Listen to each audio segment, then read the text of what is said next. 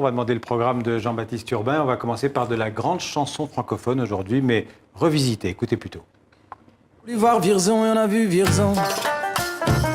T'as voulu voir Vesoul et on a vu Vesoul. T'as voulu voir Honfleur et on a vu Honfleur. T'as voulu voir Hambourg et on a vu Hambourg. J'ai voulu voir Anvers, on a revu Hambourg. J'ai voulu voir ta sœur et on a vu ta mère. Comme toujours. T'as pu aimer Vierzon, on a quitté Vierzon. T'as pu aimer Vesoul, on a quitté Vesoul. T'as pu aimer Honfleur, on a quitté Honfleur. T'as pu aimer Hambourg, on a quitté Hambourg. T'as voulu voir Anvers, on a vu que c'est Faubourg. T'as pu aimer ta mère, on a quitté sa sœur. Comme toujours. De Jacques Brel, mais à la sauce HK. HK, de son vrai nom, Kadour Haddadi. Alors, qui c'est HK? C'est un rappeur du nord de la France, de Roubaix. Il a d'abord été le membre d'un groupe qui s'appelait le Ministère des Affaires Populaires. Ensuite, il a créé un autre groupe qui s'appelait HK et les Saltimbanques, avec un tube, on va y revenir. Mais là, il sort en effet ce disque qui reprend des classiques de la chanson française. Il y a du Brel, on vient de l'entendre, Brassens, Piaf, Jean Ferrat ou encore Claude Nougaro. Mais vous l'avez vu en version Shahabi, c'est-à-dire cette musique populaire algérienne avec des banjos, des violons, cet instrument traditionnel de Darbouka. Et c'est vraiment réussi d'une chanson à l'autre, les arrangements sont très variés. Alors d'où lui est venue cette idée à HK? Eh bien, quand on lui pose la question, il nous évoque un souvenir d'enfance, lui, le petit gars du nord de la France, à Roubaix. Écoutez plutôt. Chaque été, on allait à la plage de l'autre côté de la frontière, en Belgique, à Breden, juste à côté d'Ostende. Et sur la route, mon papa mettait la musique de chez lui, la musique de là-bas, la musique de l'exilé, la musique kabyle, la musique shahabi. Et donc voilà, c'est pour ça que je dis, depuis ce temps-là, le plat pays qui est le mien aussi, garde cette saveur de shahabi. Donc c'est quelque chose qui est, pour moi, évident, naturel, et peut-être qu'en cette époque, même si on ne l'a pas fait pour ça, qui est quelque chose d'assez symbolique.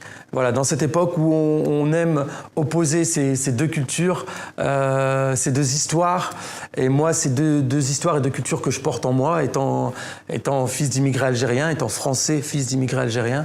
Donc voilà, c'est l'idée de rendre ce double hommage.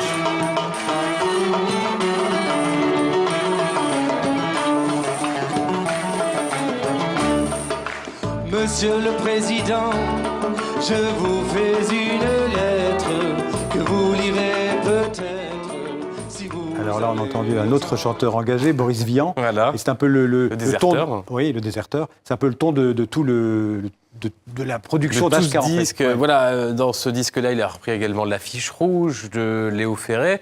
Mais je vous le disais, quand il était avec son autre groupe, les Saltimbanques, il a fait un album il y a quelques années qui a marché du feu de Dieu, notamment grâce à cette chanson. Écoutez. On lâche rien, on lâche rien, on lâche rien, on lâche rien, on lâche rien, on lâche rien. Voilà, cette chanson, c'est un tube qui est devenu en fait l'hymne de Un campagne slogan politique, en fait. l'hymne de campagne de Jean-Luc Mélenchon pendant la dernière campagne présidentielle française. Jean-Luc Mélenchon, En qui était 2012. candidat en 2012 du Front de gauche, qui a été repris également dans d'autres pays, en Grèce, ailleurs. Alors, HK, cette chanson, est-ce qu'il n'a pas été un peu dépassé par l'effet de cette chanson? C'est la question qu'on lui a posée. Écoutez sa réponse. Je me suis jamais caché, je suis un altermondialiste sans étiquette politique, mais donc dans tous les courants qui sont assez proches et connexes, effectivement, bon, on peut nous solliciter, mais surtout cette chanson-là, elle avait été reprise avant dans la rue, lors de manifestations, et puis elle a été reprise aussi, même jusqu'à Montréal pendant le printemps érable. On a reçu des messages de Grèce, on nous a demandé d'aller jouer en Grèce parce que les gens avaient entendu cette chanson était importante pour eux, donc au Maroc, on a pris le parti de la laisser voyager.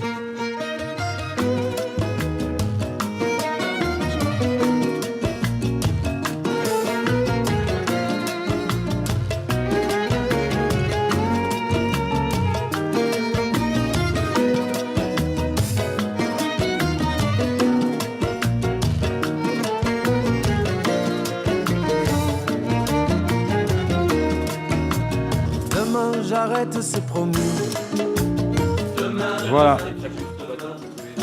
C'était affiché, ils vont faire une tournée au Proche-Orient, notamment à Jérusalem, Gaza et Ramallah le mois prochain.